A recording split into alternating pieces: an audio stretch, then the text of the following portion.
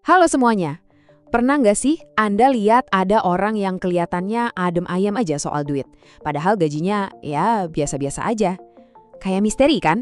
Nah, hari ini kita bakal bongkar rahasia itu bareng-bareng. Oke, kita langsung masuk aja ya. Kita mulai dari skenario yang mungkin familiar banget buat Anda.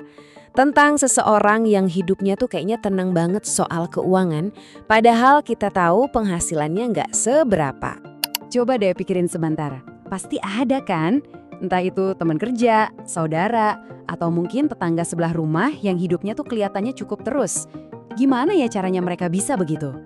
Ini dia nih, ciri pertamanya. Waktu orang lain udah mulai pusing mikirin tanggal tua, mereka malah santai-santai aja. Seolah-olah urusan duit tuh nggak pernah jadi masalah besar buat mereka. Dan ini yang paling bikin penasaran. Tiba-tiba ada yang perlu diperbaiki, dananya ada kebutuhan mendadak, mereka siap. Kestabilan kayak gini jelas bukan kebetulan dong. Pasti ada sesuatu di baliknya. Nah, sekarang kita bakal ungkap nih, apa sih alasan utamanya? Dan siap-siap ya, jawabannya mungkin bakal sedikit bikin kaget karena ini melawan pemikiran banyak orang tentang apa itu kaya. Ini dia intinya. Kita tuh sering banget mikir kalau kunci keuangan stabil itu ya gaji gede. Padahal yang jauh lebih penting itu ternyata kebiasaan kita, cara kita memperlakukan uang yang kita punya. Anggap aja ini kayak kesehatan badan. Kita bisa sehat kan bukan karena sekali olahraga berat, tapi karena kebiasaan kecil setiap hari, makan teratur, tidur cukup. Nah, keuangan juga gitu, dibangun dari tindakan-tindakan kecil yang kita lakuin secara rutin. Jadi, pertanyaannya kebiasaan apa aja sih itu? Yuk kita bedah satu persatu, 5 kebiasaan cerdas yang jadi resep rahasia mereka. Ini dia nih, kelima pilarnya. Kelihatannya sih simpel ya, tapi kalau kelimanya dijalanin barengan, dampaknya itu luar biasa.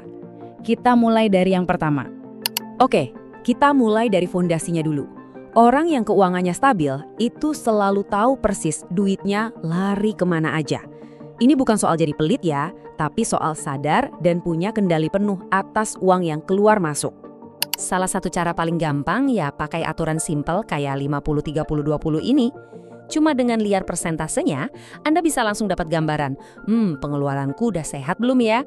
Nggak perlu pusing-pusing bikin catatan yang rumit. Lanjut ke kebiasaan kedua, dan ini soal mengubah cara pikir. Ini bukan cuma soal nabung, tapi soal kapan kita nabung. Dan ini bedanya gede banget. Konsep ini benar-benar game changer. Jadi begitu terima gaji, hal pertama yang dilakuin itu bukan bayar tagihan, tapi langsung sisihkan buat tabungan. Anggap aja nabung itu tagihan paling penting yang harus dibayar. Jangan nunggu sisa di akhir bulan, karena biasanya ya nggak ada sisanya. Nah, kebiasaan ketiga ini menjelasin kenapa ada orang yang gajinya naik terus tapi kok rasanya nggak pernah cukup. Ini tuh jebakan yang umum banget. Coba lihat 2 jalur ini. Di jalur pertama, pendapatan naik, pengeluaran buat gaya hidup ikutan naik. Jadinya ya gitu-gitu aja, nggak ada kemajuan. Di jalur kedua, pendapatannya naik, tapi gaya hidupnya dijaga tetap sama. Nah, selisihnya itulah yang jadi modal buat masa depan Anda.